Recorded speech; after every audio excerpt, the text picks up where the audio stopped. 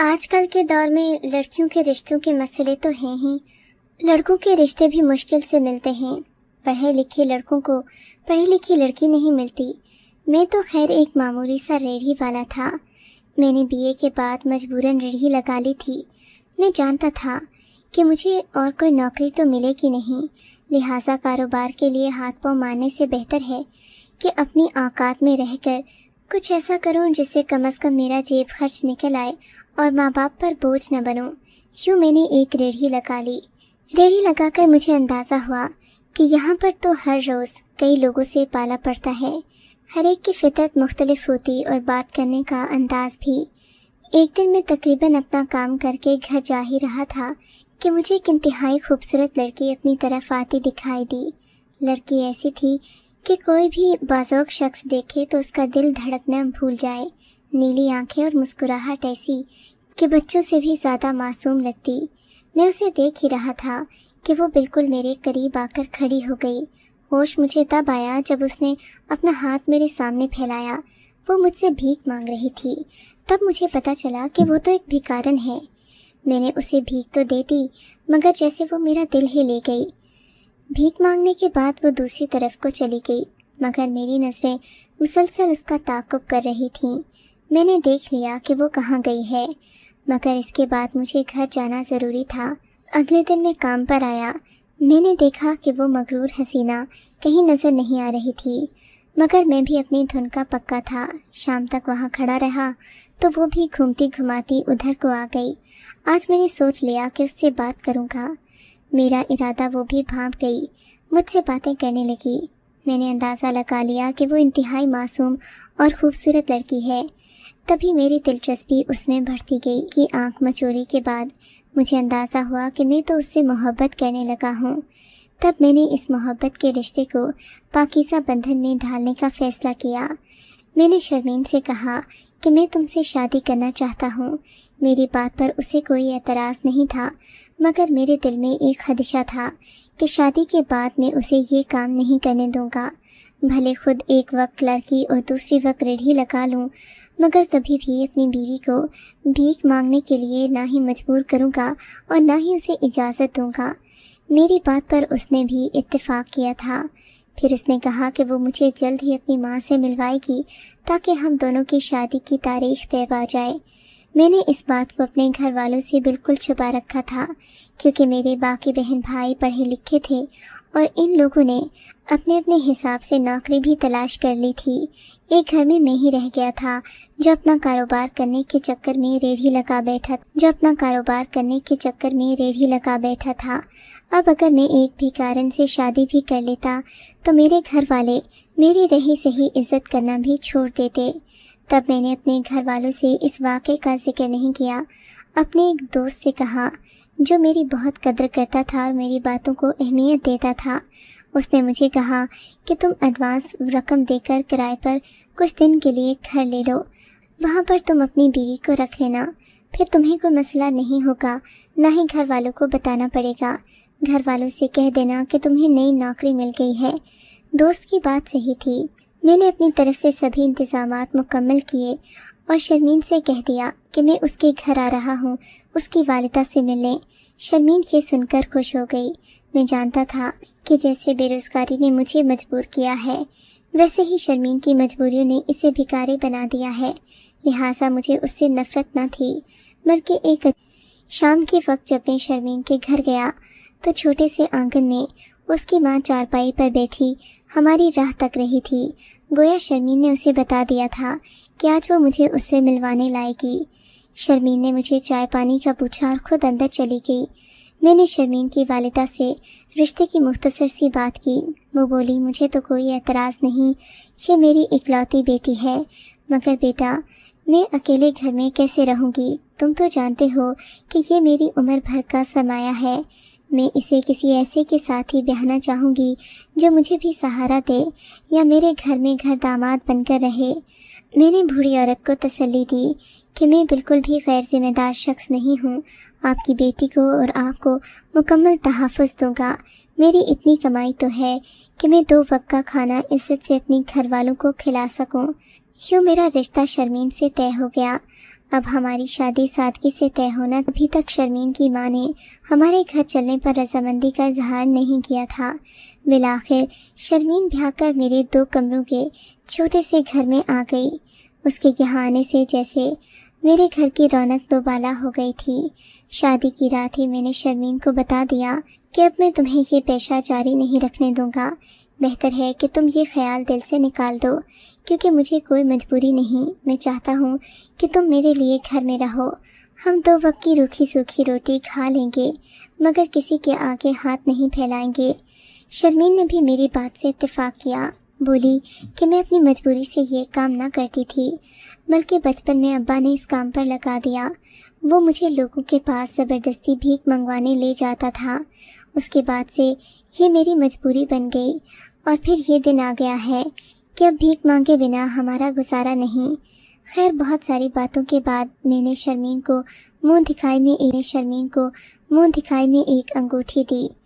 تب شرمین نے مجھ سے ایک عجیب بات کہی، بولی کیا ہی اچھا ہو کہ ہم اپنی سہاگ رات اپنی ماں کے گھر بنائیں۔ میں اپنی ماں کی دعاؤں کے سائے میں رخصت ہوئی ہوں، مگر میں چاہتی ہوں کہ نئی زندگی کا آغاز بھی ان کے ساتھ ہی کروں۔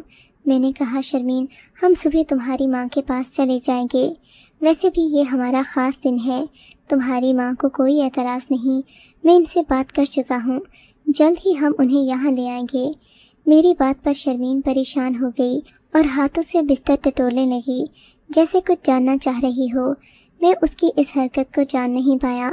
میں نے اسے انگوٹھی دے دی تھی، میں چاہتا تھا کہ وہ مجھ سے کھل کر باتیں کرے، مگر اس کا لیا دیا سا انداز مجھے پریشان کر رہا تھا۔ شرمین اپنے دونوں ہاتھوں کو مٹھی میں دبائے بیٹھی تھی، جیسے مجھ سے کچھ چھپانا چاہ رہی ہو۔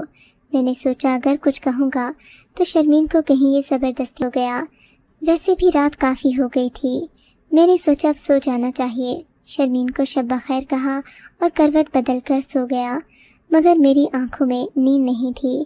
میں شرمین سے جاننا چاہتا تھا کہ وہ اس شادی پر خوش بھی ہے یا نہیں، کہیں میں اسے زبردستی تو اپنی دلہن نہیں بنا لایا۔ جلد ہی مجھے نیند آ گئی، نہ جانے اس کے بعد کیا ہوا میں نہیں جانتا۔ صبح میری آنکھ کھلی تو شرمین میرے سامنے ہی بیٹھی تھی، مگر مجھے یہ دیکھ کر حیرت ہوئی کہ شرمین نے رات والے کپڑے ہی پہن رکھے تھے، وہ ابھی بھی دلہن کے لباس میں ملبوس تھی۔ میں حیرت سے آنکھیں ملتا اٹھ گیا، اٹھتے اٹھتے میری کمر میں شدید درد ہوا، مجھے ایسا لگا جیسے کسی نے مجھے توڑ کر رکھ دیا ہو، اور اگلے لمحے جب میں بیڈ سے اٹھنے لگا تو میری ٹانگوں میں شدید درد اٹھا۔ پہلے تو میں نے اس درد کو معمولی سمجھا، مگر پھر مجھے یوں لگا جیسے مجھے کسی نے مشین میں ڈال کر پیس دیا ہو۔ میرے بدن کا انگ انگ درد کر رہا تھا، لگتا تھا کہ ابھی اگر اٹھ کر چلنے لگا تو میری ٹانگیں ٹوٹ جائیں گی۔ تبھی میری نظر شرمین پر پڑی، جو بڑے اطمینان سے میرے سامنے بیٹھی کھا پی رہی تھی۔ میں نے دیکھا اس کی آنکھوں میں ایک عجیب سی چمک تھی۔ میں نے شرمین سے کوئی بات نہیں کی، میں فریش ہونے چلا گیا، مگر میری ٹانگوں میں درد شدید بڑھ چکا تھا۔ بے بس ہو کر میں بیڈ پر آ گرا، مجھے کسی طور چین نہیں آ رہا تھا۔ تب شرمین عذرائے ہمدردی میرے پاس آئی۔ آپ کی طبیعت خراب ہے، میں آپ کے لیے دودھ گرم کرتی ہوں، شرمین نے کہا۔ مجھے اس کا یہ رویہ عجیب سا لگا۔ تھوڑی دیر میں وہ دودھ گرم کر کے لے آئی۔ یہ لیں، میں نے اس میں بوٹی بھی ڈالی ہے، آپ پی کر یکدم اچھے ہو جائیں گے، شرمین نے کہا۔ میری نظر اس کے ہاتھوں پر گئی جو گہرے سبز رنگ کے ہو چکے تھے۔ لگتا تھا اس نے واقعی کوئی جڑی اپنے ہاتھوں سے میرے لیے پیسی ہے، مگر میری حالت ایسی نہیں تھی کہ میں اپنا علاج خود کرتا۔ میں نے سوچا کہ مجھے حکیم یا ڈاکٹر کے پاس جانا ہوگا۔ حکیم علی نواز کو میں عرصے سے جانتا تھا، اسی سے دوائیں لیتا رہتا تھا۔ میں نے شرمین سے کہا، تم رکو، میں حکیم علی نواز کے پاس جاتا ہوں، ہو سکتا ہے اس کے پاس میرے لیے کوئی دوا پڑی ہو، مجھے لگتا ہے کہ میری کوئی پرانی بیماری جاگ گئی ہے۔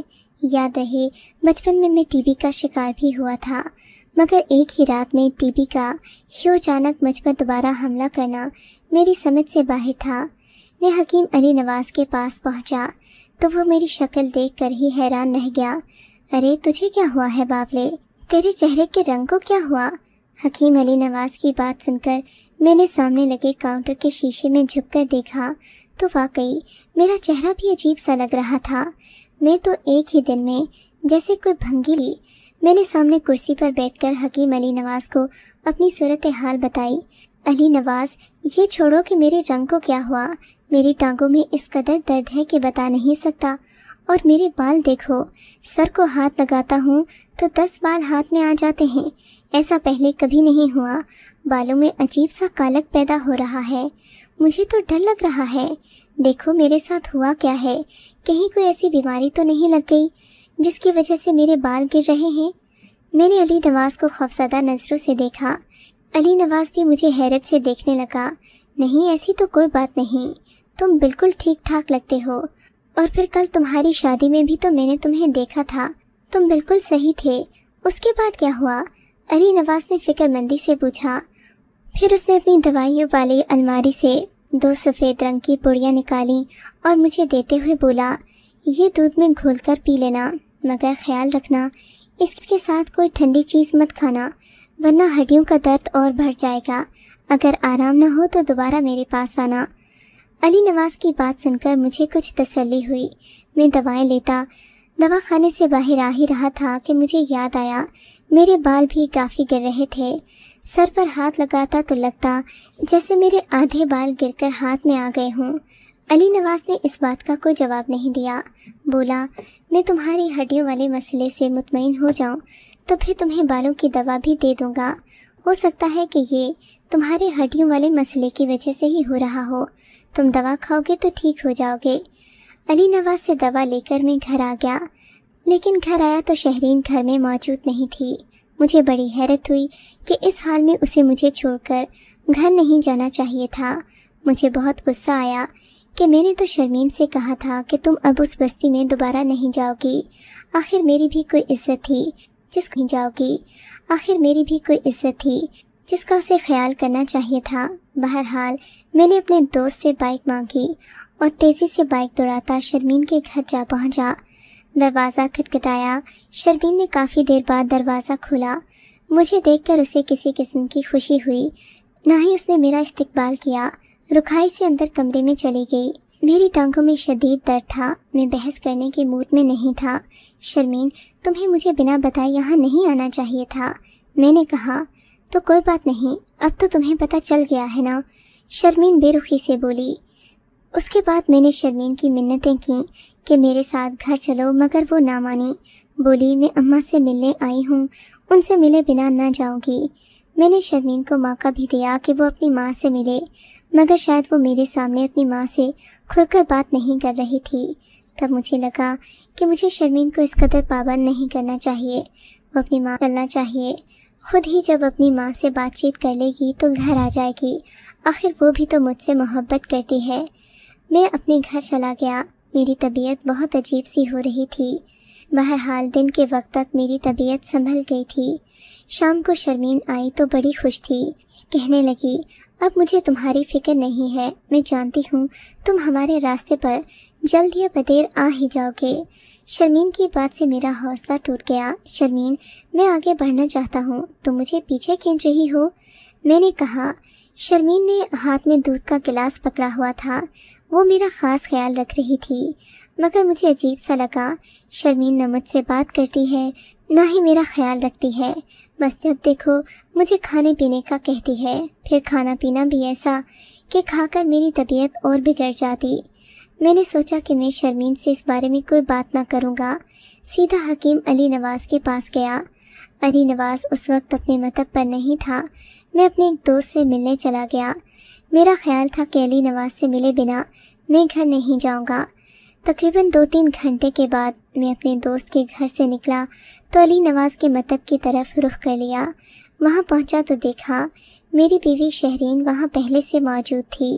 اس نے علی نواز سے کوئی دوا لی تھی، لیکن اس سے پہلے کہ میں اس سے کوئی بات کرتا وہ بھاگتی ہوئی مطلب سے باہر چلی گئی۔ میں اسے آوازیں دیتا رہ گیا، مگر اس نے پیچھے مڑ کر نہیں دیکھا، جیسے مجھے جانتی ہی نہ ہو۔ اس کے جانے کے بعد علی نواز مجھ سے پوچھنے لگا، تم اسے کیسے جانتے ہو؟ کیا لگتی ہے یہ تمہاری؟ علی نواز کی بات پر مجھے تعجب ہوا۔ ارے تم نہیں جانتے، یہ میری بیوی ہے، میں تو اس سے شادی کر چکا ہوں۔ تم بھی تو میرے نکاح میں موجود تھے، لگتا ہے تم نے شرمین کو پہچانا نہیں۔ تم ہوش میں تو ہو؟ کون سی شرمین؟ حکیم علی نواز غصے سے بھڑک اٹھا۔ یہ شرمین نہیں، شازیہ ہے، تم اس کے کارناموں سے واقف نہیں ہو۔ حکیم علی نواز نے غصے سے مجھے دیکھتے ہوئے کہا، تم میں مکمل سہم گیا۔ کیا مطلب ہے؟ کیا تم اس کے بارے میں کچھ جانتے ہو؟ میں نے فکر مندی سے پوچھا۔ ہاں، اسے کون نہیں جانتا؟ میں تو کیا، یہ تو تھانے کی بھی کئی بار ہوا کھا کر آ چکی ہے۔ کیا تم اسے نہیں جانتے؟ یہ تو بڑی ہی جرائم پیشہ عورت ہے۔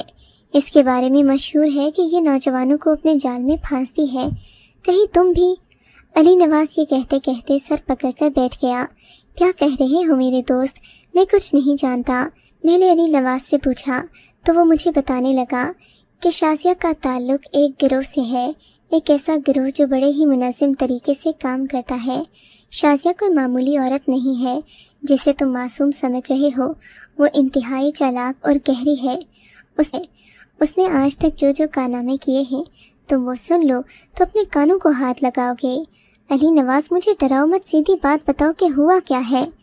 میں بے تاب ہو رہا تھا کہ اپنی بیوی کے بارے میں حقیقت جان سکوں۔ تب علی نواز نے جو جواب دیا، کاش وہ سننے سے پہلے میں مر گیا ہوتا۔ تم جانتے ہو کہ یہ ایک ایسے گروہ سے تعلق رکھتی ہے جن کا مقصد نوجوانوں کے ہاتھ پاؤں توڑ کر انہیں بھیک منگوانا ہوتا ہے۔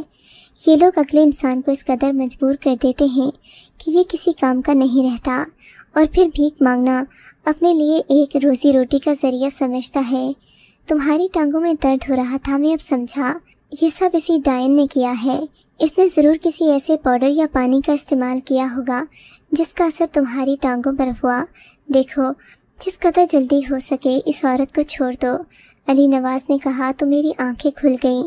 واقعی میرے بالوں میں کالک اور میری ٹانگوں میں درد اس بات کی نشاندہی کر رہا تھا کہ مجھے لازماً شازیہ نہیں کچھ کھلایا تھا، ورنہ ایک رات میں آخر ایسا کیا ہو گیا کہ میں چلنے پھرنے میں بھی دقت محسوس کرنے لگا۔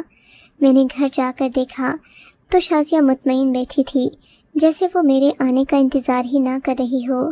آتے ہی اس نے مجھ سے کہا، تم بیٹھو، تمہارے لیے چائے بنا کر لاتی ہوں۔ تمہاری چال میں سمجھ گیا ہوں۔ میں شازیہ پر دھاڑا، ابھی اور اسی وقت یہاں سے دفع ہو جاؤ۔ میں جانتا ہوں تم نے جو میرے ساتھ کیا ہے وہ ایک بھیانک کھیل کا حصہ ہے، میں نے شازیہ سے کہا اور اسے گھسیٹتا ہوا گھر کے دروازے سے باہر لے آیا۔ تب وہ بھی اپنی اصلیت پر اتر آئی، مجھے گالیاں دینے لگی اور دھمکانے لگی کہ اگر میں نے اس کا ساتھ چھوڑا تو وہ اپنی گینگ کے ذریعے مجھے بہت سخت نقصان پہنچائے گی۔ اب شازیہ کے خلاف میں کچھ کر تو نہیں سکتا تھا۔ خاموشی سے وہ گھر اور علاقہ چھوڑ کر واپس اپنے ماں باپ کے پاس آ گیا۔ سب کے حق میں ہوتے ہیں، مگر ہم لوگ نہ جانے اس حقیقت کو کیوں نہیں سمجھتے۔ کاش میں شادی کرنے سے پہلے ماں باپ سے مشورہ کر لیتا تو آج میرا یہ حال نہ ہوتا۔ میری ٹانگوں میں درد اور بالوں کا مسئلہ ابھی تک حل نہیں ہوا، مگر اسی میں خدا کا شکر کرتا ہوں کہ مزید حالات بگڑنے سے بچ گئے۔